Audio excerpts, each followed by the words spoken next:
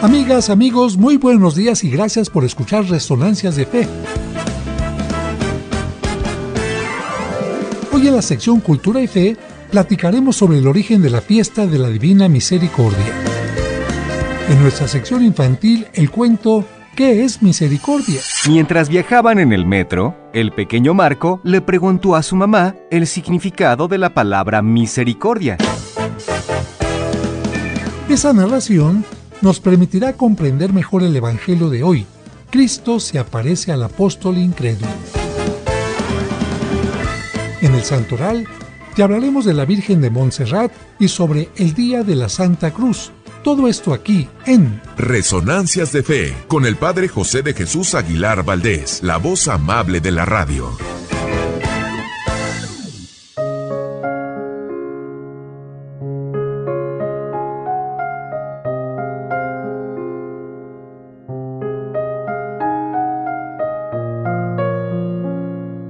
Callar. Callar sobre la propia persona es humildad. Callar sobre los defectos de los demás es caridad. Callar cuando se está sufriendo es heroísmo. Callar ante el sufrimiento ajeno es cobardía. Callar ante la injusticia es flaqueza.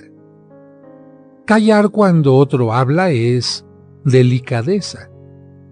Callar cuando otro espera una palabra de aliento es omisión.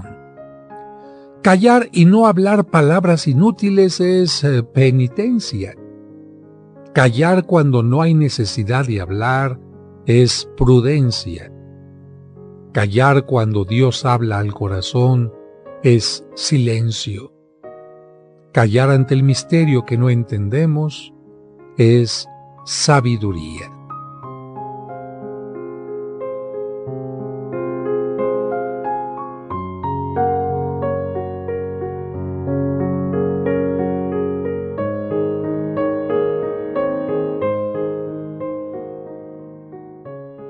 Resonancias de Fe, con el Padre José de Jesús Aguilar Valdés, la voz amable de la radio.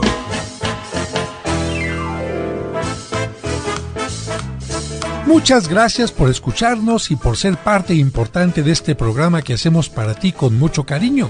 Y como cada domingo le agradecemos a Dios por el don de la vida y le pedimos por ti y por cada uno de los tuyos, especialmente por los enfermitos o por quienes pasan por algún mal momento. Que Dios les llene de bendiciones. Y además de agradecer tu atención, quiero agradecer la presencia de mis colaboradores. En la producción, Sergio Enríquez Morín, y compartiendo micrófonos, nuestros invitados de hoy en las secciones del Santo Oral y Cultura y Fe, Raúl Mauricio Hernández y Salvador Romero.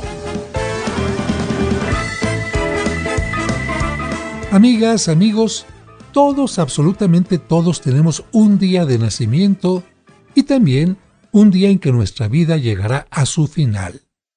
Precisamente un domingo como hoy, Domingo de la Misericordia, segundo domingo de Pascua, el Papa Juan Pablo II entregaba el Espíritu. Y curiosamente, apenas dicho su mensaje de felicitación, de anuncio de la resurrección, nuestro querido Papa Francisco fue llamado apenas a la presencia del Padre. De esta manera, se iniciarían los funerales que el día de ayer culminaron con su sepultura en la Basílica de Santa María la Mayor, una basílica que se encuentra a unos cuantos kilómetros de la Basílica de San Pedro, y una basílica donde quiso el Papa quedar sepultado porque ahí se venera a la Virgen María. De hecho, es la basílica más grande dedicada a la Virgen María, la más importante en todo el mundo, con lo que el Papa nos enseña que siempre fue un Papa mariano. Le pedimos al Señor que le recompense todo el trabajo que realizó en vida, que perdone sus pecados, y ya desde ahora también empezamos a pedir por quien ocupará el cargo de nuevo pontífice, para que el Señor ilumine a los cardenales y elijan a quien el mundo necesita en este momento. Gracias, Papa Francisco, por llevar este nombre y acercarnos a los más necesitados, Gracias por recordarnos que nuestro planeta es nuestra casa común y debemos cuidarla. Gracias por enseñarnos que no es en la suntuosidad donde Dios pone la atención, sino en las almas más sencillas, en los más generosos. Gracias porque hiciste maravillosamente tu papel. Dale, Señor, el descanso eterno y luzca para él la luz perpetua. Los fieles difuntos, por la misericordia de Dios, descansen en paz. Y hablando de la misericordia del Señor, precisamente vamos a escuchar inmediatamente este cuento. Es momento de escuchar el cuento para entender el Evangelio, escrito por el Padre José. ¿Qué es misericordia?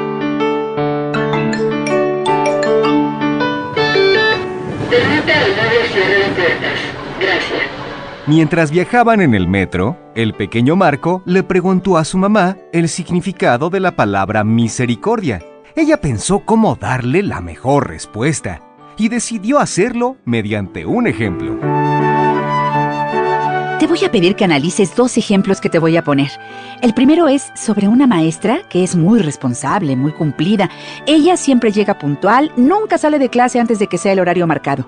Jamás ha faltado a la escuela, prepara muy bien sus clases y trata de que todos los niños entiendan lo que les enseña. A esa maestra, ¿qué te parece si le llamamos la maestra justa? ¿Justa? Sí, justa, porque hace lo que tiene que hacer y lo hace muy bien. Sin embargo, hay cosas de las que ella no es responsable, porque no le tocan. ¿Cómo qué? Resulta que, mira, se acerca el fin del año y hay algunos alumnos que van muy mal.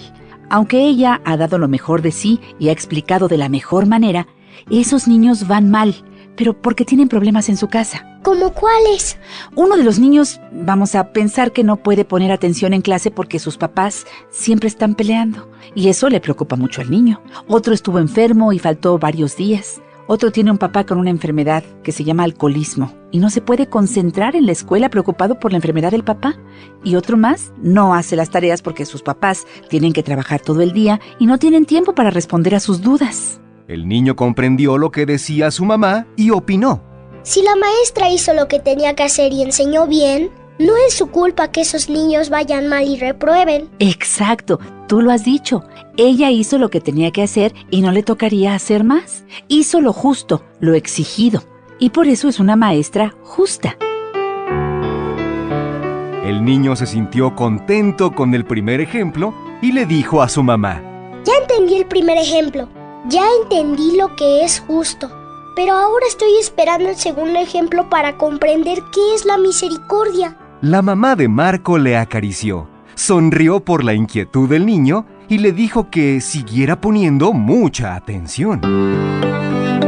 El segundo ejemplo es el de la misma maestra. Ella, sabiendo que hizo bien lo suyo, decide quedarse después de las clases para ayudar a los niños que van retrasados o que no han comprendido bien.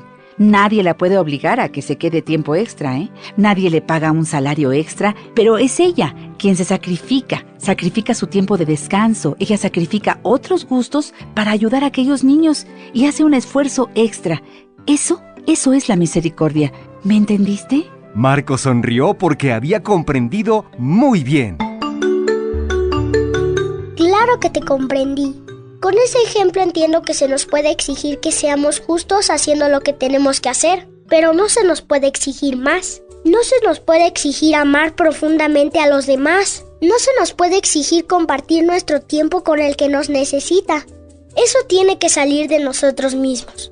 Cuando nosotros ayudamos a los demás por nuestra propia iniciativa, eso es misericordia. Muy bien. Por eso Jesucristo nos dice en una parte del Evangelio que Él va a tomar muy en cuenta nuestras obras de misericordia en el momento de nuestro juicio final, porque podemos ser muy justos haciendo lo que teníamos que hacer, pero el amor nos hace dar más allá. La Madre Teresa de Calcuta tenía una frase que refleja ese pensamiento. ¿Qué decía la Madre Teresa? Ella decía, hay que amar hasta que duela. Eso significa que tenemos que ser misericordiosos aunque nos cueste trabajo. Claro, como la maestra del ejemplo que pusiste. Ella podría dedicarse más tiempo a ella misma, pero prefirió dedicarlo a los niños que iban a reprobar para que entendieran lo que no habían comprendido y así pasaran de año.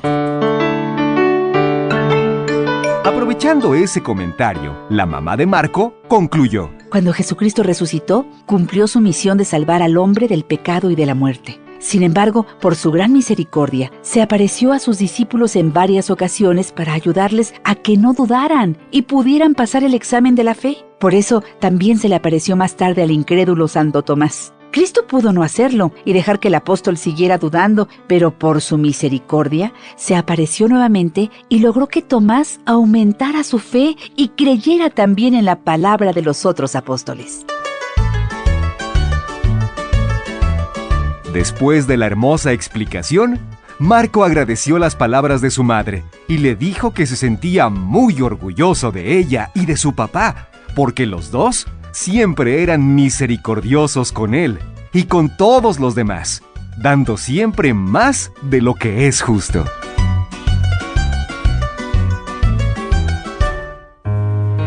Este es un cuento escrito por el padre José de Jesús Aguilar Valdés y podrás encontrarlo en el libro Cuentos para entender el Evangelio. Muchas gracias por continuar con nosotros. Escuchemos ahora en Resonancias el Evangelio de hoy.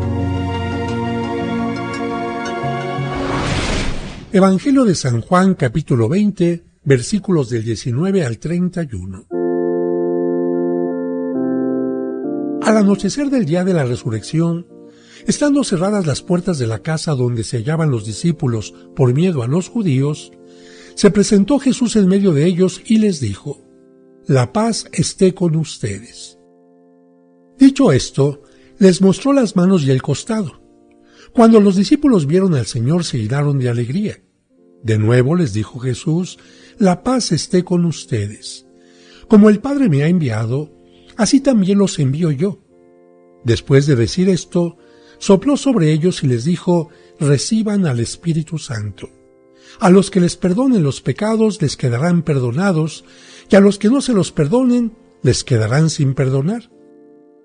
Tomás, uno de los 12 a quien llamaban el gemelo, no estaba con ellos cuando vino Jesús, y los otros discípulos le decían: «Hemos visto al Señor». Pero él les contestó: «Si no veo en sus manos la señal de los clavos, y si no meto mi dedo en los agujeros de los clavos, y no meto mi mano en su costado, no creeré». 8 días después, estaban reunidos los discípulos a puerta cerrada, y Tomás estaba con ellos.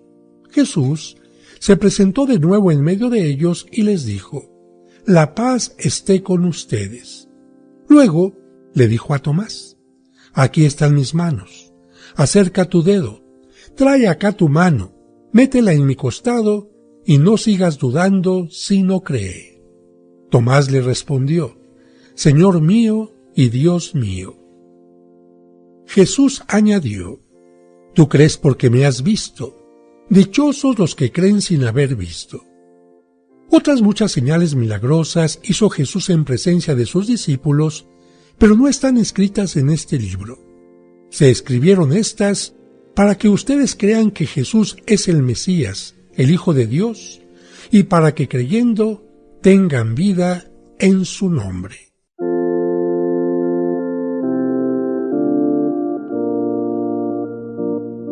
Queridos hermanos, hermanas, después de la muerte de Jesús en la cruz, los discípulos estaban desconsolados y permanecían encerrados bajo el mismo techo en el cenáculo donde habían celebrado la última cena.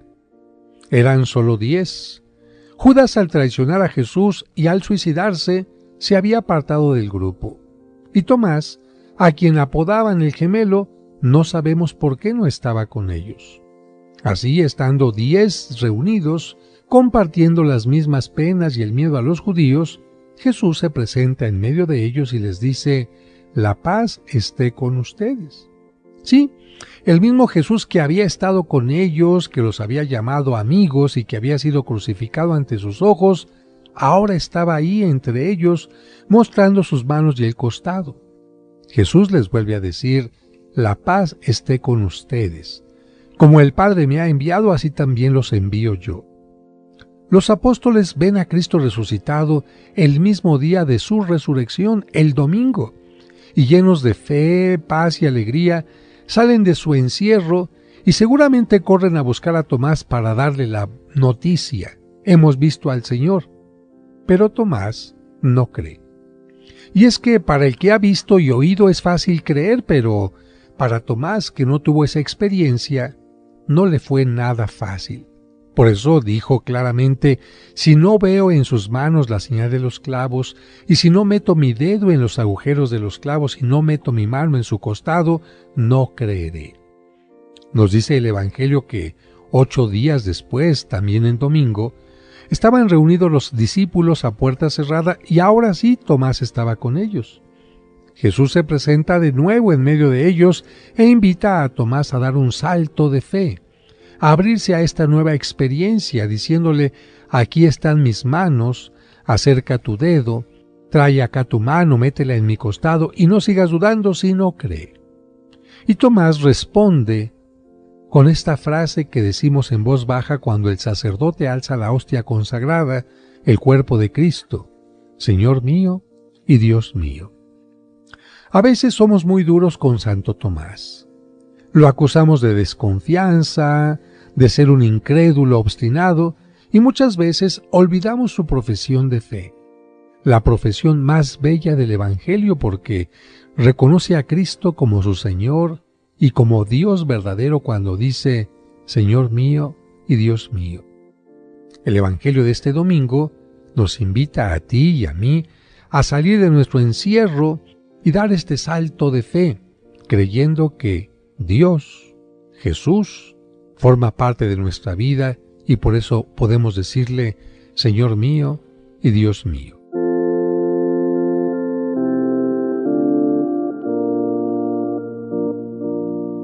Y ahora, en este momento, vamos a escuchar el Santoral. Ellos son los hombres y las mujeres que han cumplido fielmente los ideales de Cristo. Escuchemos en Resonancias de Fe, el Santoral de la semana.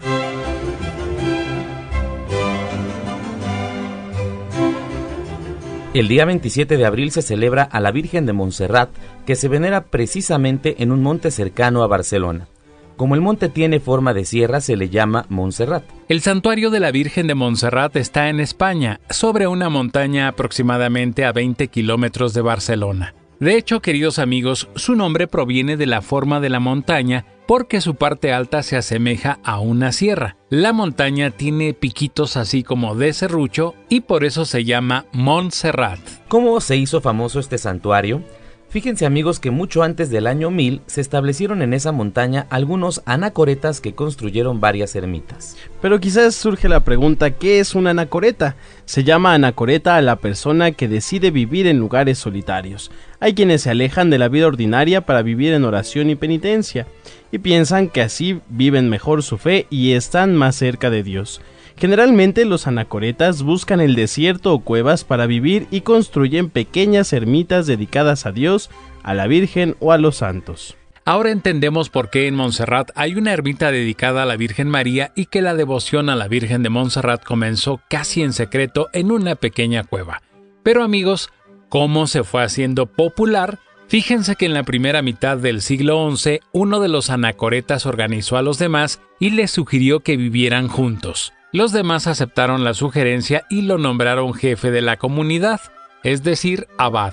Y para convivir mejor decidieron seguir las normas que había inventado San Benito años atrás. Y para que nuestro auditorio comprenda mejor, tengo que decirles que San Benito fue el primero que fundó monasterios en Europa. En la parte oriental, allá en la otra parte del mundo sería San Antonio Abad especialmente, pero en Europa es sobre todo San Benito. Y este hombre pensó que en los monasterios los religiosos podían perder el equilibrio y dedicarse únicamente a trabajar o únicamente a rezar. Por eso inventó la principal regla. En latín se dice ora et labora y se puede traducir al español por haz oración y trabaja. Así los monjes aprendieron a equilibrar su vida de trabajo con la oración. Hay que recordar que San Benito vivió en el siglo IV Y no obstante, después de que él murió, a lo largo de los años han sido muchas comunidades las que han seguido su norma y por lo tanto a estas comunidades se les llama también comunidades de benedictinos. Entre los trabajos que hacían los monjes benedictinos estaba el de cultivar la tierra, tallar la madera y extraer medicamentos de las plantas. Sus conocimientos les permitieron tener cosechas mejores, hacer trabajos artísticos y crear un sinfín de medicinas. Esto hizo que la gente comenzara a subir al monasterio para aprender nuevos métodos de cultivo y sobre todo para buscar solución a sus enfermedades. Toda la gente que subía a la montaña quedaba maravillada por la Virgen de Montserrat. En el siglo XII comenzó a ser muy venerada y comenzaron a realizarse milagros en el lugar. Fueron tantos que el Papa León XIII la declaró patrona de toda aquella región, la región de Cataluña. Con estas explicaciones, estoy seguro que nuestros amigos radioescuchas ya entendieron por qué se le llama de Montserrat el Monte Sierra, pero estarán ansiosos de saber cómo es la imagen y cómo llegó al lugar. Bueno, pues yo les voy a hablar de su descubrimiento. Si se descubrió significa que ya estaba en un lugar y que por alguna razón había permanecido oculta. Para que entiendan mejor esto les comento que durante muchos años España fue conquistada por los musulmanes. Ellos destruían los templos católicos y hacían pedazos sus imágenes. Para evitar que algunas imágenes cayeran en sus manos, muchos cristianos las llevaban consigo y las escondían en donde podían, cuevas, pozos y árboles. Es por eso que después se descubrieron imágenes de la Virgen en muchos de estos sitios. Y ahora vamos a recordar cómo se descubrió la imagen de Montserrat. En el año 880, un sábado por la tarde, un grupo de pastores vieron descender del cielo una fuerte luz, acompañada por una suave música de trinos de pajarillos. Se les hizo extraño, pero no lo comentaron con nadie. Sin embargo, el sábado siguiente tuvieron la misma visión, por lo que fueron a decírselo al párroco del lugar. El sacerdote les acompañó el siguiente sábado y como comprobó que no mentían, lo comentó con el obispo. Cuando el obispo se enteró de la noticia, pensó que aquella podría ser una señal del cielo y organizó una visita al lugar. Subieron todos a lo alto de la montaña y encontraron una cueva de la que salían cantos y resplandores. Con cierto miedo y curiosidad se acercaron y entraron. En su interior había muchos pajarillos que revoloteaban y cantaban, y en el fondo estaba la imagen de la Virgen. Todos se quedaron admirados y se preguntaban cómo habría llegado hasta el lugar. El obispo ordenó que la imagen fuera llevada en procesión a Manresa, la ciudad más cercana, y en ese momento pasó algo muy curioso. ¿Qué es lo que sucedió? Miren, los hombres quisieron levantar la imagen, pero por más intentos que hicieron, no pudieron. Esta se ponía tan pesada que era imposible moverla. El obispo interpretó este fenómeno como el deseo de la Virgen de quedarse en aquel lugar. Entonces ordenó que se le construyera una ermita exactamente en el sitio donde la encontraron. Aquella ermita fue la que originó que los anacoretas comenzaran a acercarse al lugar, y el mismo sitio de la ermita fue el que los benedictinos eligieron para construir su monasterio. Padre, estoy seguro que nuestros amigos están felices de conocer esa historia, pero se están preguntando ¿cómo es la Virgen de Montserrat? Pues mira, la mejor manera de conocerla es verla, porque al contemplarla se ve un cierto encanto inexplicable.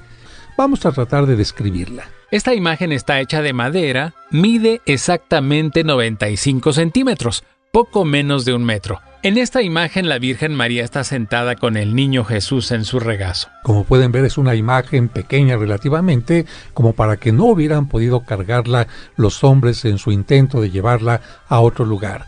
Ambos, tanto la Virgen como el niño que está sentado en su regazo, tienen una corona sobre su cabeza. Ella tiene figura esbelta, cara alargada, es delicada de expresión, tiene túnica y mantos dorados, por cierto, muy hermosos, y debajo de su corona tiene un velo que cae ligeramente sobre sus hombros. El velo es dorado, tiene diseños geométricos así como rectangulares, con estrellas, cuadrados y rayas. La mano derecha de la Virgen sostiene una esfera que representa el mundo. Su mano izquierda la extiende hacia adelante con un gesto gracioso, como presentando al niño Jesús.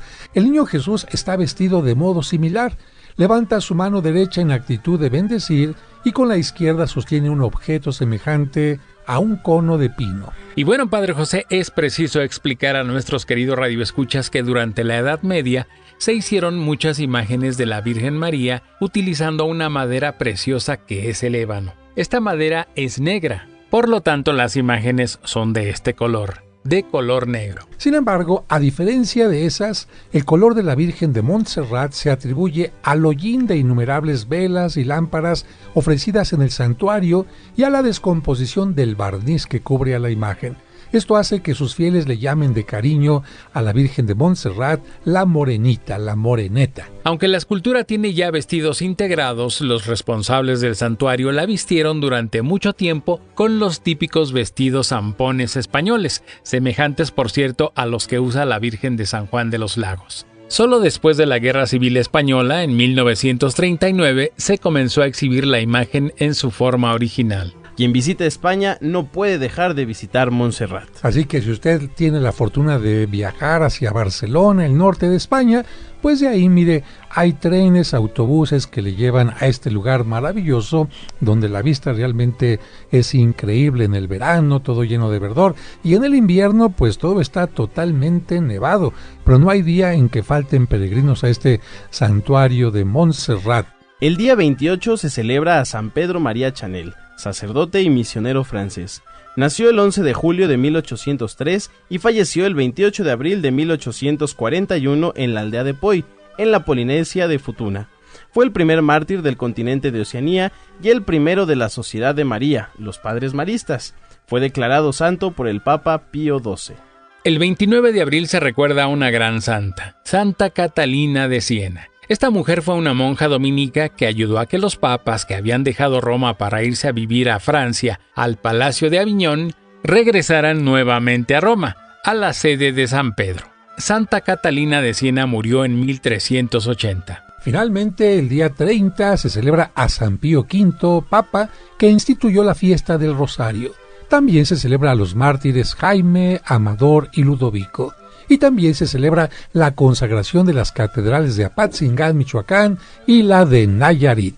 Durante todo el mes de mayo se celebra el mes dedicado a la Virgen María con el clásico ofrecimiento de flores en muchas parroquias, por lo que los invitamos a que continúen con esta hermosa tradición y si no es posible que lo hagan todos los días en sus parroquias, por lo menos el domingo durante algún momento de la mañana o de la tarde. El 1 de mayo se celebra a San José Obrero y a San Benito Cotolengo. Este santo, San Benito, nació en Italia cerca de Turín en 1786. Se hizo famoso por haber fundado el hospital llamado La Divina Providencia, donde se asiste a más de 10,000 enfermos y no se llevan cuentas de dinero. San Benito Cotolengo fue sepultado un 1 de mayo. El 2 de mayo es día de las Mafaldas, sí, como la niña de las historietas cómicas. Santa Mafalda fue reina de Castilla.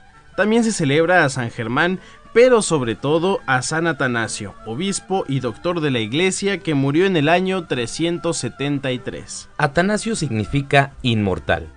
Fue desterrado 5 veces por defender su fe y su religión. San Atanasio nació en Alejandría, Egipto, hacia el año 297. Cuando todavía era un niño, presenció el martirio de su obispo Pedro de Alejandría y de otros cristianos, ya que en aquel tiempo el Imperio Romano perseguía a los cristianos, les quitaba sus bienes y les daba muerte.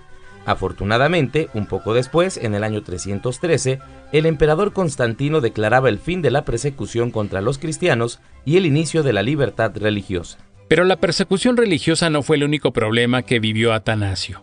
En aquel tiempo había un hombre llamado Arrio, que predicaba el arrianismo, doctrina que enseñaba que Jesucristo no era Dios, sino solamente un humano, y muchos lo siguieron porque les convenía. Decían que si Cristo no era Dios, sino un simple hombre, entonces no era necesario seguir ni sus enseñanzas ni sus leyes. Esto les hacía llevar una vida más fácil y muy disipada, y como pueden comprender, amigos, esto era muy delicado. Imagínense, si Jesucristo no fuera Dios, nuestra religión sería vana, pues estaríamos adorando a un simple hombre, y un hombre no le resuelve sus problemas a nadie. Por eso, para evitar estas confusiones o errores, en nuestro credo decimos que Jesucristo es verdadero Dios y verdadero hombre. Para que no hubiera confusión en estos puntos, en el año 325, todos los obispos de aquel tiempo tuvieron una reunión que fue el primer concilio, el concilio de Nicea, y declararon que Arrio no podía ser admitido como cristiano. Algunos emperadores que no aceptaban que Cristo fuera Dios expulsaron a Atanasio de su territorio durante 17 años. San Atanasio fue el obispo más famoso de su siglo y murió un día 2 de mayo a los 76 años.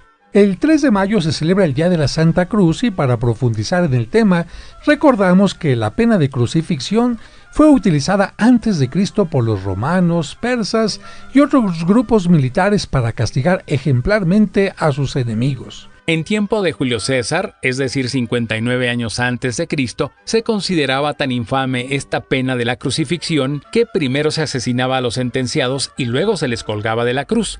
Años después, bajo el mando de César Octavio Augusto, es decir, del año 27 a.C.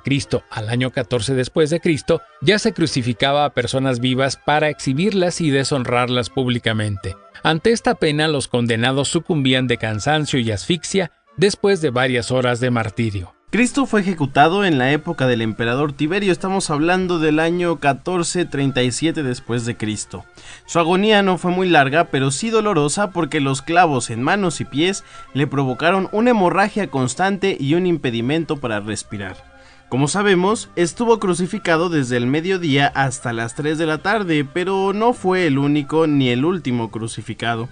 Poco después fueron ejecutados en cruz los apóstoles Pedro, Andrés, Felipe, Bartolomé y probablemente Judas Tadeo. La pena de crucifixión fue abolida hasta el siglo IV, cuando el emperador Constantino abolió también la persecución contra los cristianos. El historiador Eusebio de Cesarea cuenta que Constantino era pagano, pero antes de una importante batalla, tuvo una revelación en la que veía una cruz y escuchaba una voz que le decía: con este signo vencerás. Interpretando la visión como una señal de sus dioses, mandó colocar la cruz en las banderas de sus batallones y obtuvo la victoria. Después de esto, Santa Helena, madre del emperador, que se había convertido al cristianismo, viajó a Jerusalén con el propósito de encontrar la cruz de Cristo. Después de muchas excavaciones en el lugar donde Cristo fue crucificado, encontró el 3 de mayo 3 cruces. Con el deseo de saber si alguna señal especial le indicaba cuál era la cruz que había utilizado el Salvador, las acercó a una persona agonizante y con una de ellas la persona sanó instantáneamente. Entonces Helena y el obispo de Jerusalén llevaron la cruz en procesión por toda la ciudad, y en el camino vieron a una viuda que llevaba a su hijo a enterrar. Acercaron la cruz al difunto y éste resucitó. La tradición afirma que así descubrió cuál era la vera cruz, o sea, la verdadera cruz de Cristo. Y así, un fragmento de ella se dejó en Jerusalén y otro se trasladó hasta Roma, donde se sigue venerando. En ambos lugares se construyeron rápidamente hermosos templos en su honor. Cuenta una leyenda que cierto día un albañil cayó de lo alto y se mató, pero al ser tocado con la santa reliquia, revivió. La construcción rápida de los santuarios en honor de la cruz y el milagro del albañil hicieron que cada 3 de mayo los constructores o albañiles coloquen una cruz florida en sus construcciones, agradeciendo a Dios su trabajo y pidiéndole la protección divina. Pero más allá, amigos, de estos puntos, el Salmo 127 nos dice: si el Señor no construye la casa, de nada sirve que trabajen los constructores. Si el Señor no protege la ciudad, de nada sirve que vigilen los centinelas. Esto significa, amigos, que ninguna construcción material o humana tiene sentido, firmeza y seguridad sin Cristo.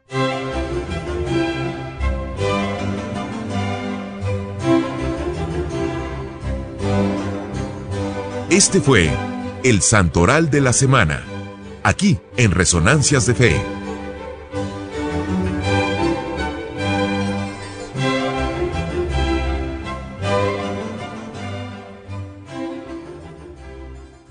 ¿Alguna vez te has preguntado cómo se elige al Papa? ¿Qué es un cónclave y quiénes votan en él? ¿Existió alguna vez una mujer papa? La sede vacante.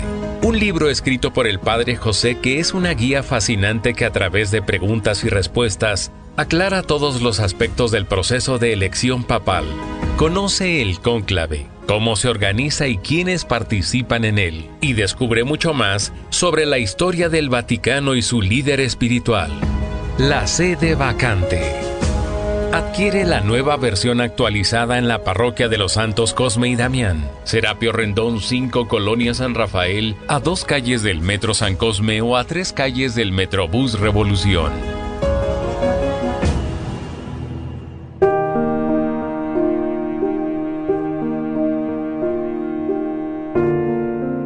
Señor, en este momento hay personas que se encuentran en hospitales, clínicas o casas, agobiadas por la enfermedad. Te pido por ellas, para que comprendan que la enfermedad no es castigo ni abandono tuyo, sino parte natural de la vida y de nuestra limitación humana. Ayúdales a ser pacientes y que reciban la ayuda necesaria de médicos y familiares. Amén.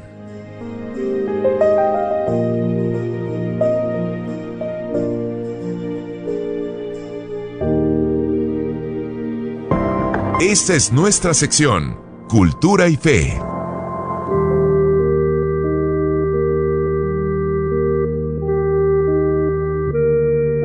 Hoy se celebra la fiesta de la Divina Misericordia y por eso te vamos a hablar de su origen, que tiene mucho que ver con Sor María Faustina. Su nombre antes de ingresar al seminario era Elena Kowalska. Nació en Głogowicz en 1905 cerca de Cracovia, en Polonia. Siempre quiso ser religiosa, pero su familia era demasiado pobre, por lo que ella se dedicó a trabajar como sirvienta. Solo unas pocas semanas antes de cumplir 20 años pudo entrar a la congregación de las Hermanas de Nuestra Señora de la Misericordia, adoptando el nombre de María Faustina. En 1928 tomó los votos definitivos como monja. En 1931 tuvo una visión que daría inicio a la devoción a la Divina Misericordia. Relata en su diario que el 22 de febrero estaba en el pueblo de Płock, Polonia, cuando se le apareció Jesucristo, vestido con una túnica blanca, y de su costado surgían dos rayos, uno azul y otro rojo. Luego le pidió que pintara una imagen de la misma manera en que ella lo veía en ese momento. Le dijo: pinta una imagen de acuerdo a esta visión con las palabras: Jesús, yo confío en ti. Después le dijo: es mi deseo que esta imagen sea venerada, primero en tu capilla y luego en el mundo entero. Y le hizo la siguiente promesa: yo prometo que el alma que venere esta imagen no perecerá. También prometo victoria sobre sus enemigos aquí en la tierra, especialmente a la hora de la muerte. Yo mismo la defenderé con mi propia gloria. Y le explicó el significado de los rayos. Le dijo: los dos rayos indican agua y sangre. El rayo pálido significa el agua que hace las almas justas. El rayo rojo significa la sangre que es la vida de las almas.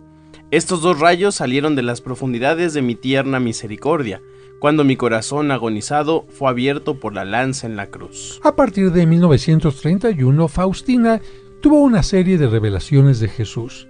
Todas ellas, ella las fue escribiendo en un diario que alcanzó a tener más de 600 páginas. Sor Faustina lamentablemente murió de tuberculosis un 5 de octubre de 1938, allá en Polonia, concretamente en Cracovia. La fiesta de la misericordia era un deseo del mismo Jesucristo, que le dijo a Sor Faustina: yo quiero que esta imagen sea solemnemente bendecida el primer domingo después de Pascua. Ese domingo ha de ser la fiesta de mi misericordia. Y le manifestó que ese día sería un día de especiales bendiciones. Le dijo: en aquel día están abiertas las entrañas de mi misericordia. Derramaré un mar entero de gracia sobre las almas que se acerquen al manantial de mi misericordia. El alma que se confiese dentro de 8 días antes o después y comulgue el mismo día, obtendrá la remisión total de culpas y castigos. Además de pedirle que se hiciera la fiesta de la misericordia, también le pidió que todos los días a las 3 de la tarde, todos recordáramos su misericordia. Le dijo: te recuerdo, hija mía, que tan pronto como suene el reloj a las 3 de la tarde, te sumerjas completamente en mi misericordia, adorándola y glorificándola. Invoca su omnipotencia para todo el mundo y particularmente para los pobres pecadores, porque en ese momento la misericordia se abrió ampliamente para cada alma. Y Jesús le insistió diciendo: a la hora de las 3 imploren mi misericordia especialmente por los pecadores, y aunque sea por un brevísimo momento, sumérgete en mi pasión, especialmente en mi desamparo en momento de agonía. Esta es la hora de gran misericordia para el mundo entero. Te permitiré estar dentro de mi tristeza mortal. En esta hora no le rehusaré nada al alma que me lo pida por los méritos de mi pasión. También Sor Faustina recibió la petición de utilizar las cuentas del rosario para hacer una oración distinta a la usual. En lugar de rezar las Aves Marías, se invoca a la Divina Misericordia. Esto fue lo que le dijo Jesucristo a la religiosa: alienta a las personas a recitar la coronilla que te he dado. Quien la recite recibirá gran misericordia a la hora de la muerte. Los sacerdotes la recomendarán a los pecadores como su último refugio de salvación. Aun si el pecador más empedernido recite esta coronilla al menos una vez, recibirá la gracia de mi infinita misericordia. Deseo conceder gracias inimaginables a aquellos que confían en mi misericordia. Y le dio una esperanza para los moribundos cuando le dijo: escribe que cuando reciten esta coronilla en presencia del moribundo, yo me pondré entre mi Padre y él, no como justo juez, sino como Salvador misericordioso. Lamentablemente, algunas personas interpretaron mal lo que Sor Faustina había escrito, y esto hizo que durante casi 20 años se prohibiera la devoción a la Divina Misericordia. Afortunadamente, el ejemplo de vida de esta religiosa hizo que el Vaticano revisara cada una de las páginas y enseñanzas de su diario, que decíamos eran casi 600, y no se encontró ningún error o herejía, sino por el contrario, se encontraron enseñanzas muy de acuerdo a la Sagrada Escritura y a lo que enseña la Iglesia en lo que se conoce como el Magisterio de la Iglesia. Por lo que desde el 15 de abril de 1978, el Vaticano, la Santa Sede, permitió la práctica de esta devoción y recibió poco a poquito un gran impulso durante el pontificado del Papa Juan Pablo II. Los restos mortales de Sor Faustina se conservan en la capilla del convento de la Milagrosa Imagen de la Divina Misericordia. Después de estudiar su vida, fue beatificada el 18 de abril de 1993 y canonizada el 30 de abril del 2000 por el Papa San Juan Pablo II, quien proclamó la fiesta de la Divina Misericordia, que desde entonces se celebra el segundo domingo de Pascua. Y ahora escucharemos un canto dedicado al Señor de la Misericordia, compuesto por un servidor.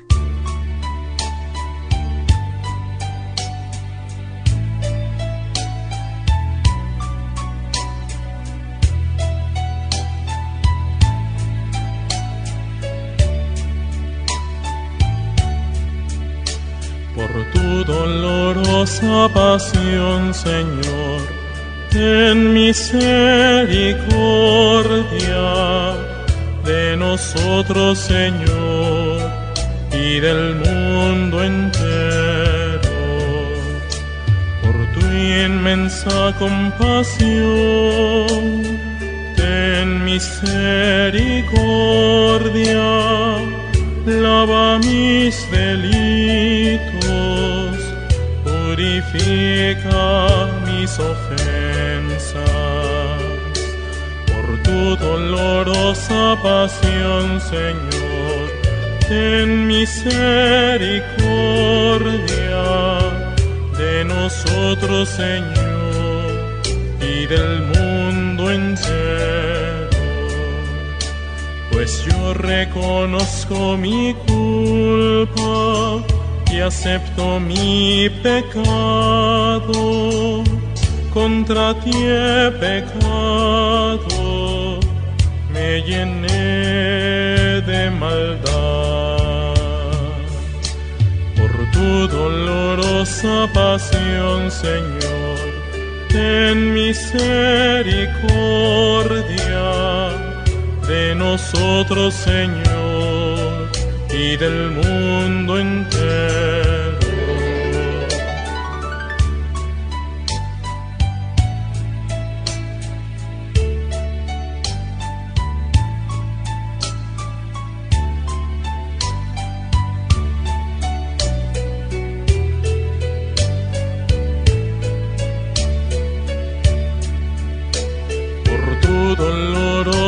Pasión, Señor, ten misericordia de nosotros, Señor, y del mundo entero.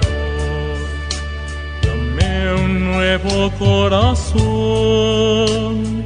un espíritu nuevo, no me alejes de ti, ni retires tu espíritu.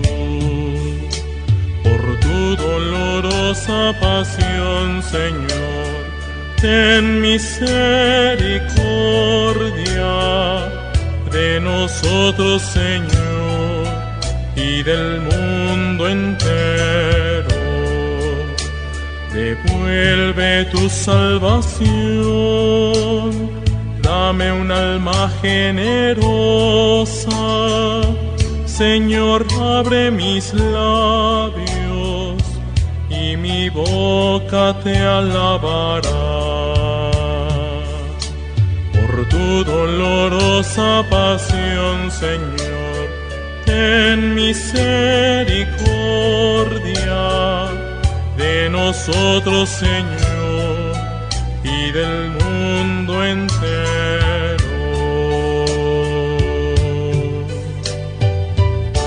Resonancias de Fe, con el Padre José de Jesús Aguilar Valdés, la voz amable de la radio. Amigas, amigos, estamos llegando ya al final de este programa y no lo hice al principio, pero saludos, apapachos a los enfermitos, ánimo, saludos a todos los que están manejando en este momento en los freeways de Estados Unidos, en las carreteras de México. Que Dios les bendiga, que les acompañe en su camino y gracias por escucharnos en este momento, gracias por permitirnos hacerles compañía. Y si alguien quiere los teléfonos de la parroquia para cualquier información, recuerden 55-55-66-7744 y el 55-5705-5939. Recuerden que en mi parroquia está mi nuevo libro, Preguntas y respuestas sobre la muerte de los papas, las preguntas sobre el cónclave, punto por punto, cuántos papas han muerto de enfermedad, cuántos en accidente, los nombres de los papas, por qué la Capilla Sixtina, por qué el cónclave, en qué periodo estuvo la iglesia sin papa durante 2 años, por qué encerraron a los papas y no les dieron de comer en otro cónclave. ¿Es cierto que en la Capilla Sixtina hubo una bomba? ¿Es cierto que hubo una mujer papa? Todas estas preguntas en mi libro, La Sede Vacante. Se está acabando como pan caliente, así que vengan a la parroquia y aquí lo podrán conseguir. Que Dios les bendiga. Ahora, tu fe se ha reforzado y tendrás la seguridad y confianza para seguir adelante en la vida. Pero no olvides que la próxima semana te esperamos en este espacio de reflexión para que aprendas más junto con el Padre José de Jesús en Resonancias de Fe.